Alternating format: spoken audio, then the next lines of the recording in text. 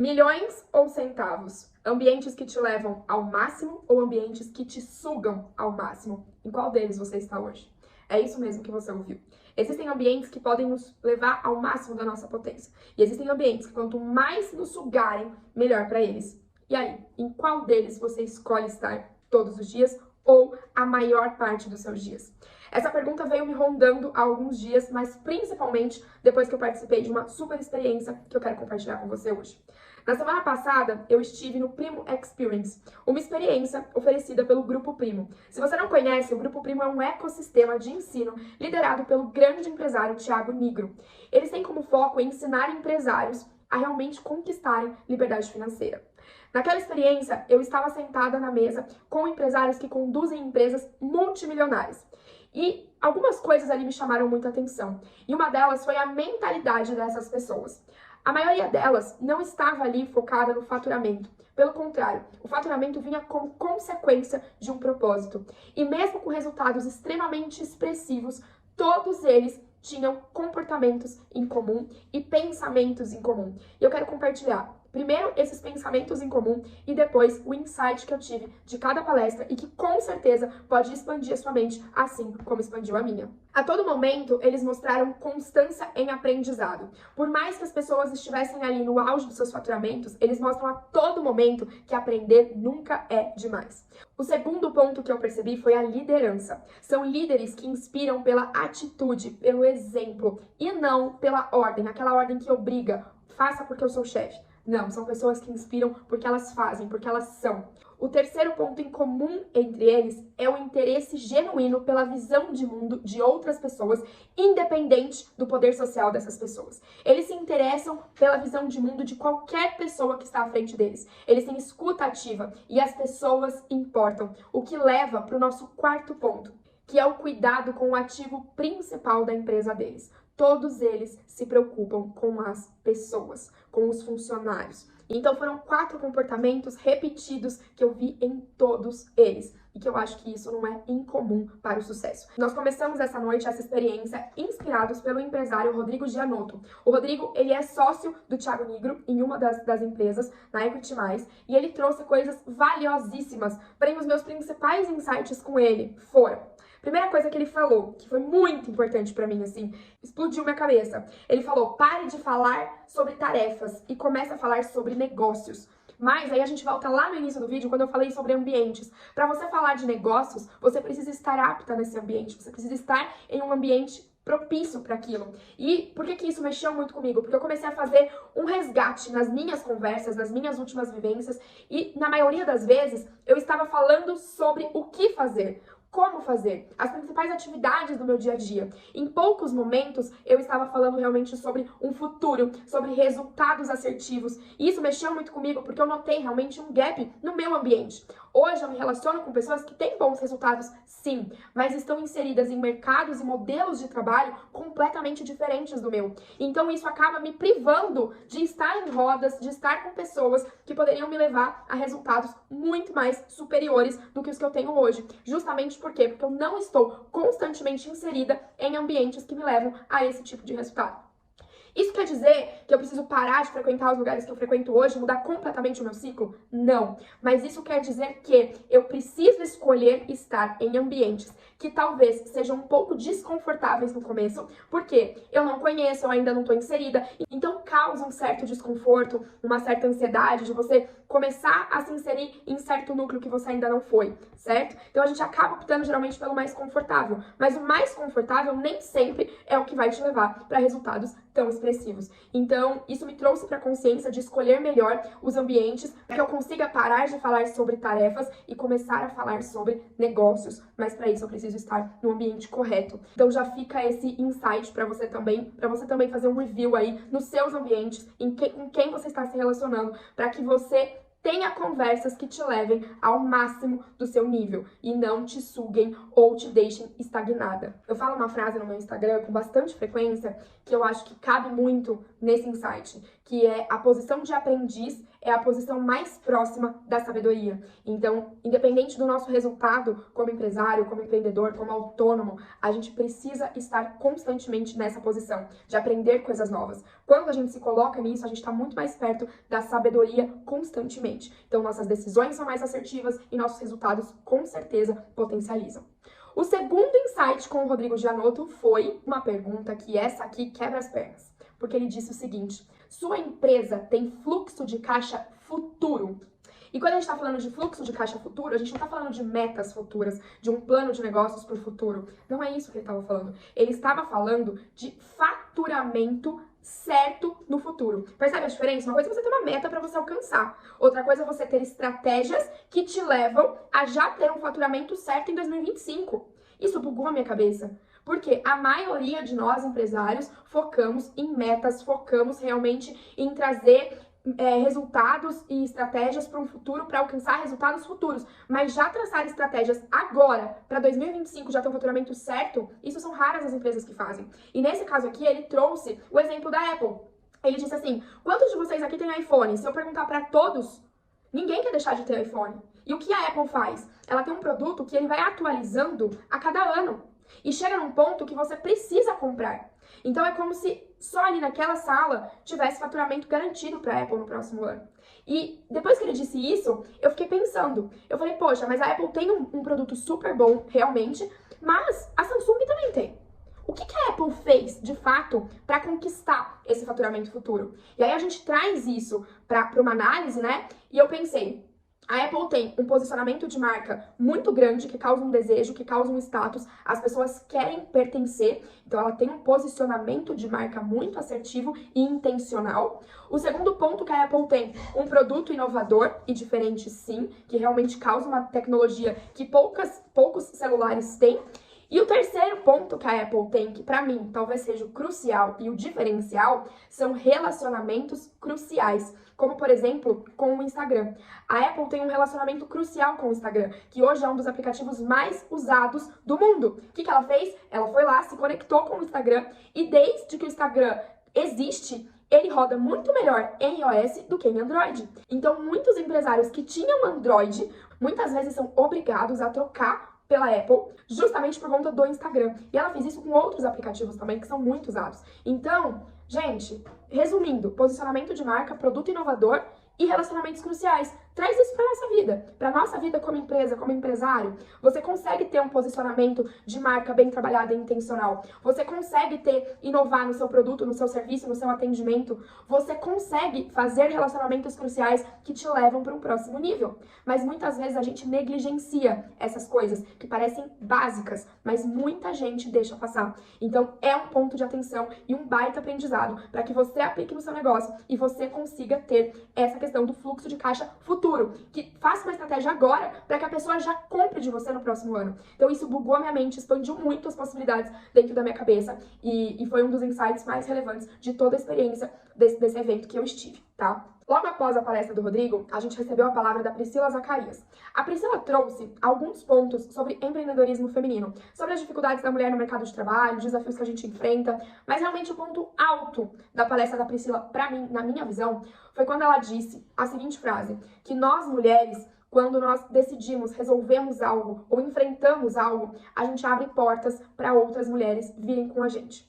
E isso fez muito sentido porque veio de encontro com uma conversa que eu tive recente com a Raíssa, proprietária da Papelaria Ajudar, em que a Raíssa disse o seguinte, ela disse, nós somos portais, nós mulheres somos portais. Nós somos portais da vida, nós somos portais da família, nós somos portais para os nossos filhos. Então, se a gente traz esse contexto para o mercado de trabalho, de realmente assumir esse nosso lugar como portal dentro do mercado de trabalho, a gente realmente leva oportunidades para muitas pessoas.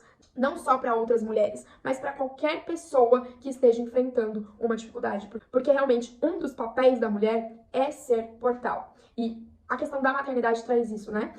da onde nasce a vida, da onde vem a vida. Então, se a gente traz esse papel para o mercado de trabalho, a gente realmente consegue levar essa mensagem adiante. E quando eu falo ser portal, eu não tô falando de mover mundos e fundos e de fazer coisas revolucionárias. Claro que isso entra também, mas eu tô falando de coisas simples que muitas vezes a gente não fala. Então, coisas que você gostaria de compartilhar, mas você fica com receio porque acha que não é relevante. Histórias que você deixa de contar porque acha que não vai inspirar outras pessoas. Dúvidas que você deixa de tirar porque se envergonha de ser alguma coisa óbvia e acaba ficando calada. E aí, depois dessa frase, coincidindo com essa conversa que eu tive com a Raíssa, de nós sermos portais, eu comecei a perceber quantas vezes eu me calei perante essas situações mesmo, sabe? Então isso me fez refletir que por mais que eu acredite que aquilo não vai ter uma relevância, que aquilo não vai ser importante, eu vou falar, eu vou fazer, eu vou compartilhar, porque a partir da minha partilha, a partir do meu posicionamento, eu posso sim estar mudando a vida de alguém. Então, a minha mensagem com esse insight é para que você pense sobre isso, porque o que é óbvio para você não é óbvio para o outro, o que você sabe, o outro não sabe, e vice-versa. Assim como você sempre tem o que aprender, você também sempre tem o que ensinar. Seja esse portal, realmente compartilhe, não evite. A sua palavra pode sim levar mudanças de vida exponenciais para outras pessoas. Então não tenha medo, coloque sua voz no mundo. Antes de continuar o vídeo, se você ainda não me conhece, muitíssimo prazer. Eu sou a Natália Valino, sou empresária em imagem pessoal e aqui no canal eu falo sobre imagem, posicionamento, empreendedorismo, comportamento e comunicação. Se é um assunto que te interessa, já se inscreve no canal que eu vou amar ter você comigo acompanhando todos os conteúdos que eu faço com tanto carinho. E se esse vídeo tá fazendo sentido pra você, não esquece de deixar o seu like, compartilhar com uma amiga, porque realmente, quando você faz isso, o YouTube entende que esse conteúdo é relevante e me ajuda a entregar para mais pessoas. E como dizem que a cereja do bolo sempre fica para o final, quero encerrar esse vídeo com a última palestra que eu tive nessa experiência, que foi com a queridíssima Veridiana Quirino. Essa mulher é uma inspiração. Se você nunca escutou a história dela, eu deixo de tarefa de casa para você procurar algum vídeo do YouTube que deve ter a história dela, mas eu quero muito que você escute, porque é uma história assim de superação, de inspiração, vale muito a pena. Eu já escutei 2 vezes e realmente eu admiro ela cada vez mais. Mas eu vou precisar contextualizar vocês rapidamente na história dela, porque os insights que eu tive com ela têm ligação direta com a história. Então a Veri, ela é uma empresária no ramo de semijoias aqui em Campinas, a marca fica aqui em Campinas, e hoje ela já tem franquias em outros lugares, em outras cidades, mas a história dela é muito relevante porque ela conta, assim, pontos altíssimos da história, tem todo um contexto, mas eu vou dar algumas pinceladas. Ela veio da periferia de Campinas, então ela teve uma vida muito desafiadora, com muita violência, com um ambiente nada propício. Teve um irmão assassinado que ela conta durante a história, que era um irmão que ela tinha uma ligação muito forte. Então, ela conta que a história de vida dela tinha muitos motivos. A gente vendo de fora, tinha muitos motivos para ela ser uma vítima, sabe? Ela teve que largar a escola em determinado período, a mãe dela tirou ela da escola para que ela cuidasse dos irmãos, então isso levou ela a não poder estudar na época que ela precisava estudar. Então, todas essas questões poderiam ter atrasado a vida dela, poderiam ter deixado com que ela realmente não tivesse sucesso na vida. Mas a mentalidade dela, já naquela época, mesmo em um ambiente que não era favorável para isso, trouxe mudanças significativas na vida dela. Então, ao invés dela ficar falando, ai meu Deus, e agora? Quem vai me aceitar já que eu não tenho diploma? Quem vai me aceitar já que eu não tenho estudo? Ela olhou para o ambiente e ela começou a ver o que as pessoas que não tinham diploma faziam. Ao invés dela trabalhar com o que ela não tinha e se lamentar, ela começou a trabalhar com os recursos que ela tinha. Então ela começou a olhar e aí ela percebeu que pessoas que são donas do próprio negócio não precisavam de diploma, porque não tinha ninguém para brecar ela. Então ela pensou, é isso que eu vou fazer, eu vou ter um negócio meu. Só que, né, nem tudo são flores, nem tudo é rápido assim. E ela precisou passar por algumas etapas antes de ter um negócio dela. Foi ser vendedora na Riachuelo. E aí ela conta que todo mundo sabia do sonho dela. Que todas as pessoas que passavam por ela sabiam o quanto ela queria, o quanto ela se dedicava e o quanto aquilo ia ser realmente uma realização na vida dela. E até que um dia, ela contava pra tanta gente, ela tava no estacionamento do shopping, o carro dela quebrou, a porta emperrou. E aí passou uma pessoa na rua e ela pediu ajuda pra essa pessoa. Era um homem, ela pediu ajuda pra ele. Ela ficou conversando com ele, conversa vai, conversa vem. Ela contou do sonho dela pra ele, eles se encontraram outras vezes, enfim. Aí você vai precisar escutar a história dela. Mas no fim, ele foi um investidor do sonho dela. Se ela não tivesse contado, se ela tivesse ficado com vergonha, se ela tivesse achado que ela era muito ousada, ela não teria falado e a oportunidade teria passado. Então, mais uma vez, a gente se inspira na questão dela ser ousada, dela não ter medo, dela dar a cara pra bater. Essa ousadia foi uma das características dela que mais chamou a minha atenção durante toda a história dela. E aí ela conta também que logo quando ela abriu a loja, ela não tinha uma imagem muito legal, ela até posta uma foto durante a palestra da imagem dela, e aí ela conta que as pessoas entravam na loja, ela mostrava, as pessoas não davam muito valor, daí ela mostrava um produto, a pessoa não queria comprar o produto que ela estava usando, e ela começou a perceber que a imagem dela desvalorizava o produto. Mais um ponto de marca pessoal intencional. E aí ela começou a perceber isso, sabe o que ela fez? Ela simplesmente começou a se posicionar como vendedora da loja. Ela falava que ela não era a Veridiana, que ela era a Ana, somente uma vendedora. E aí ela pintava uma imagem da Veridiana, como se a Veridiana fosse uma deusa, uma empresária super bem sucedida. Ela contava uma história da Veridiana. E ela começou a posicionar a Veridiana como ela gostaria de ser, né, naquele momento que ela ainda não era. E aquilo começou a dar certo, porque as pessoas realmente entraram nessa história e acreditaram. E aí começaram realmente a comprar os produtos. Resumo da ópera. Hoje a empresa tem 150 funcionários em regime CLT, 2.000 consultoras de vendas diretas e ela conta que ela tem um dado que uma semijoia dela é vendida a cada 20 segundos. Gente, ela é um fenômeno. Então eu falo que é uma inspiração a história dela, por isso que eu quero muito que vocês assistam, porque vocês vão gostar. E além de toda essa história, que ela vem com muita ousadia, protagonismo, realmente direcionamento, ela, nessa última palestra que eu fui, ela falou também sobre a questão de gestão de empresas. Na verdade, eu fui nessa segunda vez para escutar como ela gere a empresa dela, como ela faz essa gestão. E eu falo que a palestra poderia ter sido sobre gestão de pessoas, não sobre gestão de empresas, porque a gente vai com uma perspectiva completamente diferente do que ela entregou. Quando a gente fala de gestão de empresas, a gente espera números, a gente espera planilhas, a gente espera índices, né? E ela entregou uma coisa completamente diferente. Ela mostrou a todo momento a experiência dos funcionários dela, como os funcionários dela estão inseridos na empresa dela. Ela mostrou cada experiência, assim, que eu nunca vi em nenhuma empresa. E isso me chamou muita atenção, porque ela trouxe algumas falas que ela enfatiza, que faz todo sentido com o tema gestão de empresas. Ela diz o seguinte: como eu posso falar da jornada do meu cliente sem falar da jornada do meu colaborador? Como eu exijo que o meu colaborador faça com o meu cliente uma jornada do cliente extraordinária se ele não tem uma boa jornada como funcionário? Faz muito sentido isso. Depois ela diz: quanto mais feliz o meu colaborador trabalha, menos tempo para fofoca e ambiente ruim eu tenho. Depois ela fala que todos os funcionários dela possuem plano de carreira, que todos, desde a faxineira até a gerente, possuem plano de carreira e comunicação clara de onde eles podem chegar dentro da empresa. E ela ainda diz que na prática ela tem hoje vendedoras que começaram como faxineiras, responsáveis do TI que começaram como manobristas. Então as pessoas, elas têm um propósito ali dentro, independente do cargo que elas entram. Ela consegue isso porque ela investe em desenvolvimento das pessoas. Eu achei fantástica a forma dela de falar sobre gestão de empresas focando em pessoas. E ao final de tudo isso, eu tive a oportunidade de conversar pessoalmente com ela e eu falei pra ela, Veri, você me mostrou hoje uma perspectiva de gestão de empresas completamente diferente do que eu tava na minha cabeça. E aí ela me disse: minha principal escala são os meus funcionários. Quanto melhor eu trato eles, mais a minha empresa prospera. Como vocês puderam ver, a experiência como um todo ali no Prima Experience foi muito fantástica. Eu fiquei muito feliz de perceber que eu já tenho muito desses pensamentos inseridos em mim, que eu acho que é meio caminho andado, mas uma das características que mais me chamou a atenção e que eu acredito que é a característica que eu mais preciso desenvolver é a ousadia.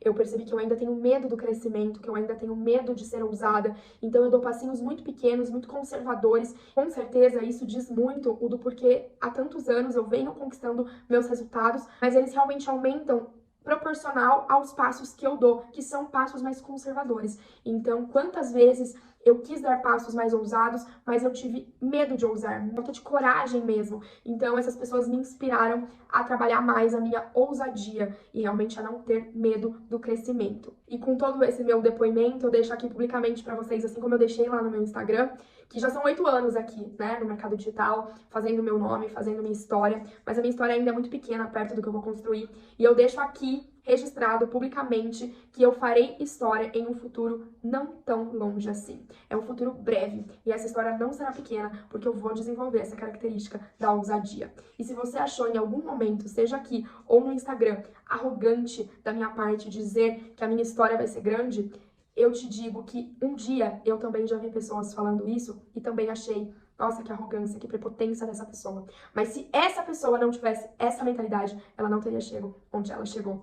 Então, se você se passou pela sua cabeça, saiba que isso muitas vezes é uma crença limitante e que eu te deixo aqui o alerta para que você trabalhe isso em você, porque realmente vai te dar uma expansão de consciência que pode te levar ao nível máximo do seu potencial, que eu sei que você pode, que é onde todos nós podemos e que falta muitas vezes motivação e ambiente certo para que isso seja realmente ativado em nós. Espero que eu tenha contribuído com você com esse vídeo e a gente se vê no próximo. Um beijo no coração e até mais.